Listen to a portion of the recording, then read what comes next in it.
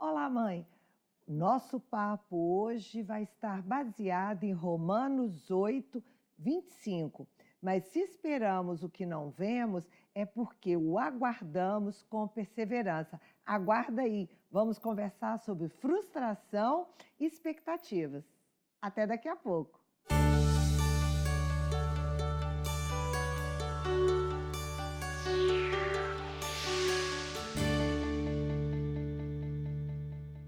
Olá, mãe.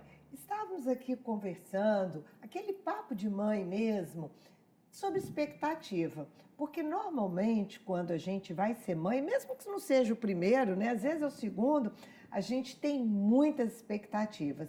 E ao longo do tempo, algumas expectativas acontecem e outras se frustram. Verdade. Não é verdade? Verdade, eu passei por essa situação. No meu segundo filho, eu tive um descolamento de placenta, na 26ª para 27ª semana. E internei, mas não nasceu. Eu acho que a minha mãe sofreu muito mais do que eu, né? Porque eu acho que mãe sofre muito mais do que a gente. Mas também foi muito frustrante, porque o meu filho pedia muito. Ele pedia muito um irmão. E você trabalhar com essa frustração só com Deus. E é legal, né, Mônica, que a gente vê aí na infância que tem frustrações. Expectativa, como é que era? O que você esperava desse bebê que não nasceu, mas também você teve um que nasceu? Pois é, como meu filho ele pedia muito o irmão, era aquele companheiro que ele tinha, porque eu morava muito longe da minha mãe, sempre trabalhei muito, né? E aí ele sentia muita falta de eu ter alguém para brincar com ele, ter um companheiro. E para ele também foi muito duro, né? Trabalhar com ele. Eu lembro muito que na época todo mundo dizia: Mônica, diz que virou uma estrelinha. Eu falei: não, gente, ele tem que vivenciar o que está acontecendo. Então eu conversei com ele, a gente teve que enterrar o Gabriel.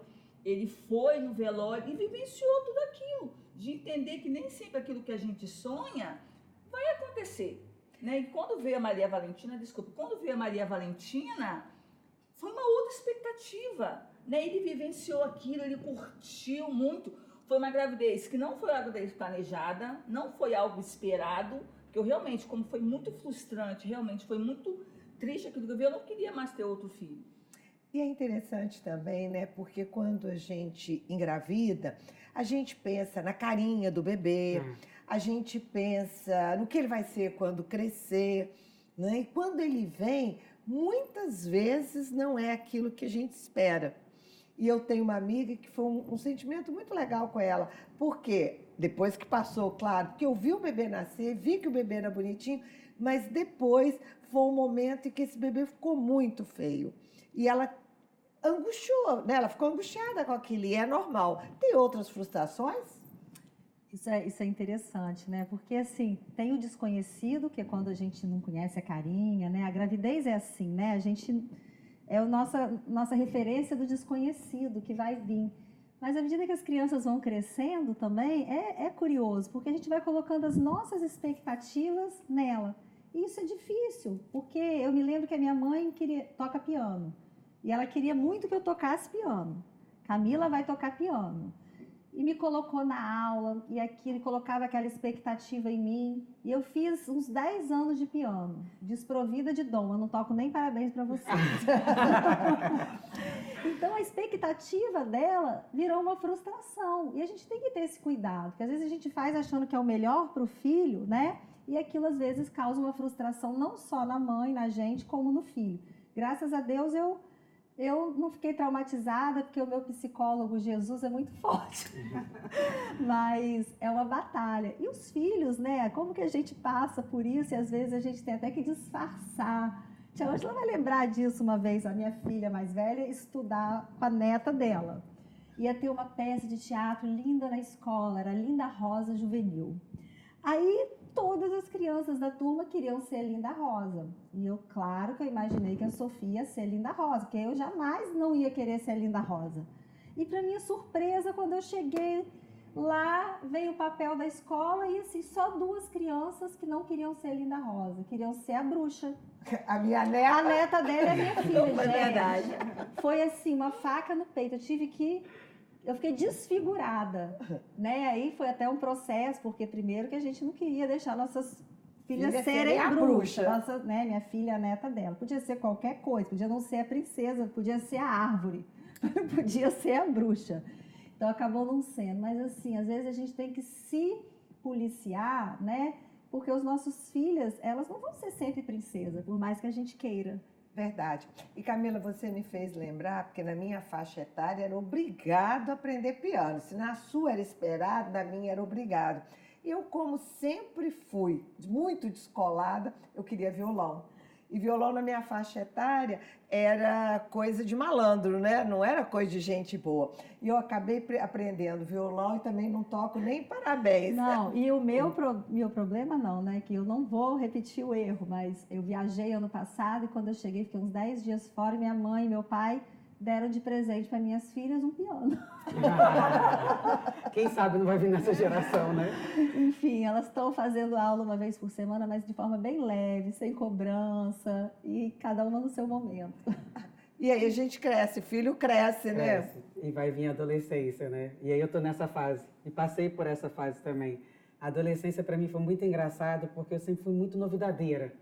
E eu sempre gostei meio do bicho grilo mesmo, assim, eu estava em todas as vibes, assim, né? E aí eu lembro que meu pai, que eu gostava muito de capoeira, reggae, essas coisas meio mais para bicho grilo mesmo. E aí eu falava assim, eu quero fazer capoeira, e mamãe nunca deixou eu fazer capoeira, né? Não, capoeira não, você faz qualquer coisa, coisa de malandro, tatuagem de jeito nenhum e tal. E eu falava, não, mas quando eu tiver 18 anos eu vou fazer capoeira, eu vou fazer aquela coisa da adolescente mesmo, que quer ir contra, né? E hoje eu vivo a adolescência, dois lá em casa. Uma que vai para o estudo, que a gente tem que falar assim, Ana, menos, minha filha, é uma rebeldia porque ela tem uma coisa muito forte de ser uma coisa de muito centro, e aí isso acaba sendo uma rebeldia porque você vai querendo colocar, ensinar para ela o equilíbrio. Eu falo, minha filha, tudo é equilíbrio, né?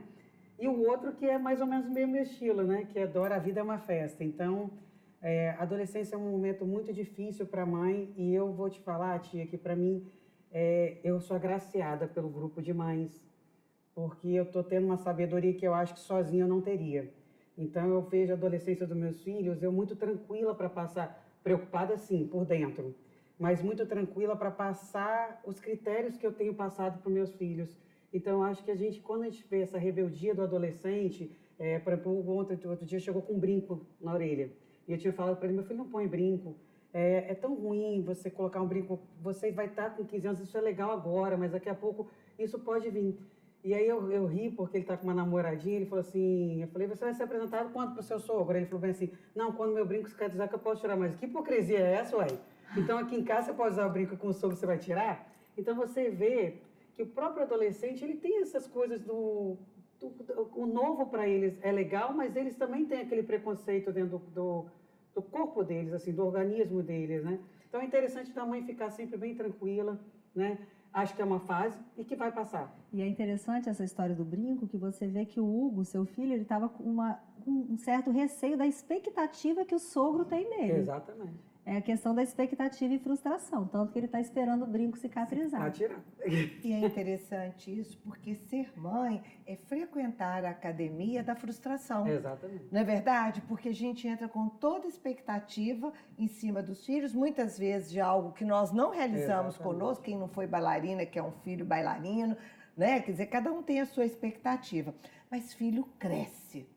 Né? Enquanto eles estão pequenos, a gente tem controle, mas tem um momento que a gente não tem controle mais. Perde, né? E assim, filho adulto, né? Filho adulto a gente tem que ter uma expectativa bem realista, né? Porque eles já estão com a personalidade formada, né? Tem a vida deles. Eu acho que o nosso papel como mãe é quando os filhos são crianças, adolescentes, tornou-se adulto, a gente reza, né? Pode até dar um conselho, se pedir, mas a gente tem que ter muito bom senso. Eu acho que o nosso papel mesmo forte é quando eles são pequenos, né? Colocando limites, regras, né? Mostrando, dando autonomia, dando responsabilidade para criá-los bem, né? Eu acho que fazendo o nosso papel bem, eles provavelmente serão adultos realizados, né? Ou não, né? Mas assim, a gente fez a nossa parte, né? Eu falo, Tânia, lá em casa, com filho adulto, eu falo que minha mãe e meu pai são minha âncora. Né? Assim, eu tenho pai e mãe bem presente, vocês com são certeza. mães, todas aqui somos mães muito presentes. Então, eu acho que nessa fase adulta, Meu pai pouco se interfere na minha vida pessoal, meu pai e minha mãe. Então, eu acho muito importante a gente saber até onde a gente entra, até onde a gente sai. Eu sempre falo isso, que depois que vem uma segunda família dentro do adulto, ou quando eles já estão na sua formação profissional, a gente tem que ser a âncora, né? Aquela pessoa que está ali aberta para o que precisar. Saber ouvir, né? Saber ouvir, muitas das vezes, é só ouvir. Muitas das vezes o filho só quer falar, ele não quer opinião. Porque ali ele tem um porto seguro. Né? Então, muitas das vezes, quando a mãe começa a interferir muito, ela acaba, de certa forma, perdendo um pouco o seu filho, né? Eu tenho 2 filhas casadas, né? E elas perguntam, me pedem opinião, né? E eu falo, é o que eu penso, mas faz o que você acha, né? E Então, aí, o papel é justamente esse. A gente não consegue tomar decisões por eles, mas a gente consegue estar junto quando eles precisarem. Vamos pedir ao Senhor agora esse discernimento?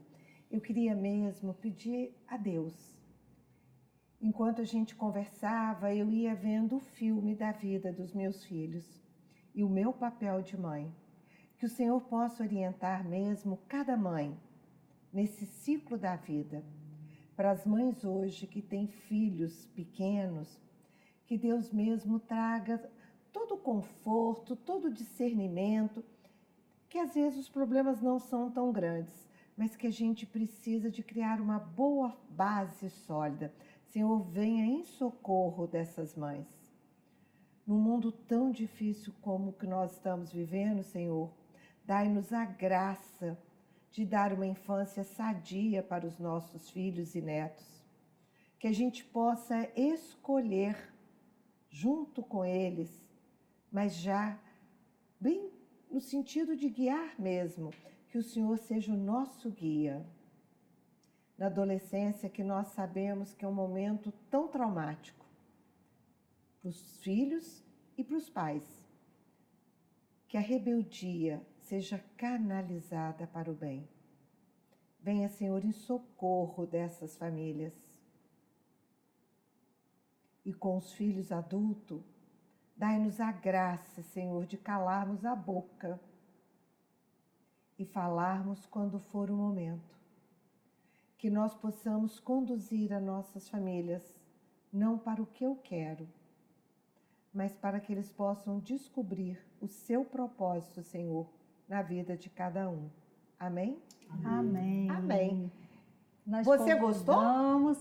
Quem gostou, né, tia? O que faz? Curte, compartilha. E nós já te convidamos, para quem ainda não fez, a se inscrever no nosso canal Mães que Oram pelos Filhos Oficial e viver junto com a gente essa experiência de maternidade, de oração e de ser uma mãe que ora. Acima de tudo, nós te convidamos a ser uma mãe que ora pelos filhos e pelas famílias.